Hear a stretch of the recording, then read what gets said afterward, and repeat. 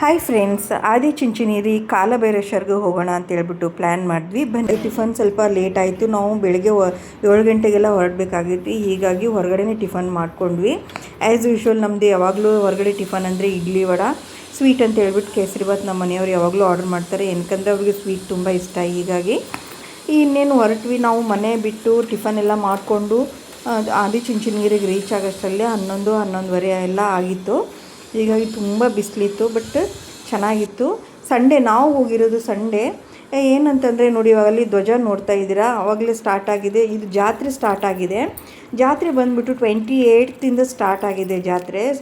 ಯಾವಾಗಲಿ ಯಾವುದೇ ದೇವಸ್ಥಾನದ ಜಾತ್ರೆ ಶುರು ಆದರೆ ಫಸ್ಟು ಫ್ಲ್ಯಾಗ್ ಹಾಸ್ಟ್ ಮಾಡಿ ಅದು ಒಂದು ಪದ್ಧತಿ ಪ್ರಕಾರವಾಗಿ ಸ್ಟಾರ್ಟ್ ಮಾಡ್ತಾರೆ. ಹೀಗಾಗಿ ನಾನು ಅಲ್ಲಿ ಫ್ಲ್ಯಾಗ್ ತೋರಿಸಿದ್ನಲ್ವ, ಏರಿಸಿದ ಮೇಲೆ ಇದು ಜಾತ್ರೆ ಮಹೋತ್ಸವ ಶುರು ಅಂತ ಹೇಳ್ಬಿಟ್ಟು ಲಾಸ್ಟ್ ಡೇನ ಅದನ್ನು ಇಳಿಸ್ತಾರೆ.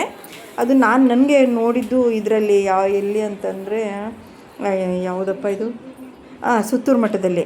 ಓಕೆ, ಸುತ್ತೂರು ಮಠದಲ್ಲಿ ಯಾಕಂದರೆ ನನಗೆ ಗೊತ್ತಿರಲಿಲ್ಲ. ಫಸ್ಟ್ ಆಫ್ ಆಲ್ ನನಗಿದು ಗೊತ್ತಿರಲಿಲ್ಲ, ಈ ರೀತಿ ಇರುತ್ತೆ ಎಲ್ಲ ಅಂತಂದು. ಹೀಗಾಗಿ ಸುತ್ತೂರು ಮಠದ ಆಮೇಲೆ ಅಲ್ಲಿ ನೋಡಿದ್ವಿ, ಇಲ್ಲಿನೂ ಇದೇ ಥರ ಇದೆ, ಅಂದರೆ ಎಲ್ಲ ಕಡೆಯೂ ಇದೇ ಥರ ಇರುತ್ತೆ ಜಾತ್ರೆ ಶುರು ಆದರೆ ಅಂತಂದ್ಬಿಟ್ಟು. ಇನ್ನೇನು ದೇವ್ರ ದರ್ಶನ ಮಾಡ್ಕೊಳ್ಳೋಣ ಅಂತ ಹೇಳ್ಬಿಟ್ಟು ಒಳಗೆ ಬಂದ್ವಿ. ಸ್ವಲ್ಪ ಅಷ್ಟೊಂದು ರಶ್ ಇರಲಿಲ್ಲ. ಏನಕ್ಕಂದರೆ ನಾವು ಹೋಗಿರೋದು ಸಂಡೇ ಆದ ಕಾರಣ ಸ್ಟಾರ್ಟ್ ಆಗಿರೋ ಜಾತ್ರೆ 28ಇಂದನೇ ಇರ್ಬೋದು, ಬಟ್ ತೇರು ಎಲ್ಲ ಸ್ಟಾರ್ಟ್ ಆಗಿರೋದು ಮಂಡೆಯಿಂದ. ಹೀಗಾಗಿ ಸಂಡೇ ಎಲ್ಲನೂ ಆಲ್ಮೋಸ್ಟ್ ಅಲ್ಲಿ ಫ್ಲವರಿಂಗ್ಸ್ದು ಎಲ್ಲ ಪ್ರಿಪ್ರೇಷನ್ ಮಾಡ್ತಾಯಿದ್ರು.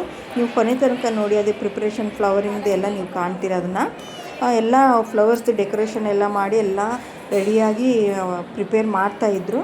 ಹೀಗಾಗಿ ದೇವ್ರ ದರ್ಶನ ಮಾಡ್ಕೊಳ್ಳೋಣ ಅಂತ ಹೇಳ್ಬಿಟ್ಟು ಹೊರಟು. ಏನಕ್ಕಂದರೆ ಹೊಸ ಕಾರ್ ತೊಗೊಂಡ್ಮೇಲೆ ನಾವು ಮೊದಲೆಲ್ಲ ಯಾವ್ಯಾವ ದೇವಸ್ಥಾನಕ್ಕೆ ಹೋಗ್ಬಿಟ್ಟು ಬರ್ತಾಯಿದ್ದೆ, ಅದನ್ನೇ ರೂಲ್ಸ್ ಫಾಲೋ ಮಾಡ್ತಾಯಿದ್ದೆ. ಹೊಸ ಕಾರ್ ತೊಗೊಂಡ್ಮೇಲೆ ಎಲ್ಲ ದೇವ್ರ ದರ್ಶನ ಮಾಡ್ಕೊಂಡು ಬರೋಣ ಅನ್ನೋದು ಒಂದು ಫಾಲೋ ಮಾಡ್ತಾಯಿದ್ವಿ. ಹೀಗಾಗಿ ಆದಿಚುಂಚನಗಿರಿಗೆ ಹೋಗೋಣ ಅಂತ ಹೇಳ್ಬಿಟ್ಟು ಈ ಸಂಡೇ ಪ್ಲ್ಯಾನ್ ಮಾಡಿದ್ವಿ. ಇನ್ನೇನು ಎಕ್ಸಾಮ್ಸ್ ಸ್ಟಾರ್ಟ್ ಆಗೋಕ್ಕೆ ಹತ್ತಿರದಲ್ಲೇ ಇದೆ. ಹೀಗಾಗಿ ನಾವು ಸಂಡೇನೇ ಪ್ಲ್ಯಾನ್ ಮಾಡಬೇಕು. ಇನ್ನು ಸ್ಕೂಲ್ ಟೈಮ್ಸಲ್ಲಿ ನಾವು ಮಕ್ಕಳದ್ದು ರಜೆ ಎಲ್ಲ ಹಾಕ್ಸ್ಕೊಂಡು ಕರ್ಕೊಂಡು ಹೋಗೋಕ್ಕಾಗಲ್ಲ. ಹೀಗಾಗಿ ಸಂಡೇನೇ ಪ್ಲ್ಯಾನ್ ಮಾಡಿದ್ವಿ. ಬಟ್ ಮಂಡೇ ತೇರಿತ್ತು. ಹೀಗಾಗಿ ಸಂಡೇ ಬರೋರು ಸಂಡೇ ಬರ್ತಾಯಿದ್ರು. ನಾವು ಸ್ವಲ್ಪ ಪರವಾಗಿಲ್ಲ ಅನ್ನೋಷ್ಟು ಇತ್ತು. ಕ್ಯೂಗೆಲ್ಲ ನಾವು ಹೊರಟ್ವಿ. ಇವಾಗ ಕ್ಯೂವಲ್ಲಿ ಹೋಗ್ತಾ ಇದ್ದೀವಿ. ನೋಡ್ತಾ ಇದ್ದೀರ ಫ್ಲವರ್ ಡೆಕೋರೇಷನ್ಸ್ ಎಲ್ಲ 28ಇಂದ ಸ್ಟಾರ್ಟ್ ಆಗಿ ಅಪ್ ಟು 4th ಮಾರ್ಚ್ವರೆಗೂ ಜಾತ್ರೆ ಇತ್ತು. ತೇರು ಇದೆಲ್ಲ ಇತ್ತು. ಅದು ಇನ್ಫಾರ್ಮೇಷನ್ ಇತ್ತು, ಬಟ್ ನನ್ನ ಕಡೆ ಇರಲಿಲ್ಲ. ಇಲ್ಲಾಂದರೆ ಅದನ್ನು ಕೂಡ ನಾನು ವೀಡಿಯೋದಲ್ಲಿ ಹಾಕ್ತಾಯಿದ್ದೆ. ಏನಕ್ಕಂದರೆ ನಾನು ಇವಾಗ ವೀಡಿಯೋ ಮಾಡಿ ಹಾಕೋಷ್ಟರಲ್ಲಿ ಸ್ವಲ್ಪ ಲೇಟ್ ಆಗಿದೆ. ಹೀಗಾಗಿ ಬಟ್ ಹೋಗಿದ್ವಿ, ನಿಮ್ಮ ಜೊತೆ ಶೇರ್ ಮಾಡ್ಕೊಳ್ಳೋಣ ಅಂತ ಹೇಳ್ಬಿಟ್ಟು ಈ ಒಂದು ವೀಡಿಯೋನ ಮಾಡ್ತಾಯಿದ್ದೀನಿ. ತುಂಬ ಚೆನ್ನಾಗಿದೆ ದೇವಸ್ಥಾನ. ಯಾರೆಲ್ಲ ಆದಿಚುಂಚನಗಿರಿ ನೋಡಿಲ್ಲ, ಖಂಡಿತ ನೋಡಿ. ತುಂಬ ಪವರ್ಫುಲ್ ದೇವರು. ತುಂಬ ಕಷ್ಟಗಳಿಂದ ಮುಕ್ತಿ ಖಂಡಿತ ಕೊಡ್ತಾರೆ. ನಾವು ಏನಿಲ್ಲ ಅಂದರೆ ಅಟ್ಲೀಸ್ಟ್ ಒಂದು 2 to 3 months ಗ್ಯಾಪಲ್ಲಿ ಹೋಗ್ಬಿಟ್ಟು ಬರ್ತಾಯಿರ್ತೀವಿ. ಯಾಕೆಂದರೆ ಮೈಸೂರಿಂದ 2 hours ಜರ್ನಿನೂ ಅಲ್ಲ, 145 minutes ಅಷ್ಟು ಜರ್ನಿ ಇರೋದ್ರಿಂದ ಹೋಗ್ಬೋದು, ಪರವಾಗಿಲ್ಲ ನಮಗೆ. ಹೀಗಾಗಿ ಹೋಗ್ಬಿಟ್ಟು ಬರ್ತಾಯಿರ್ತೀವಿ.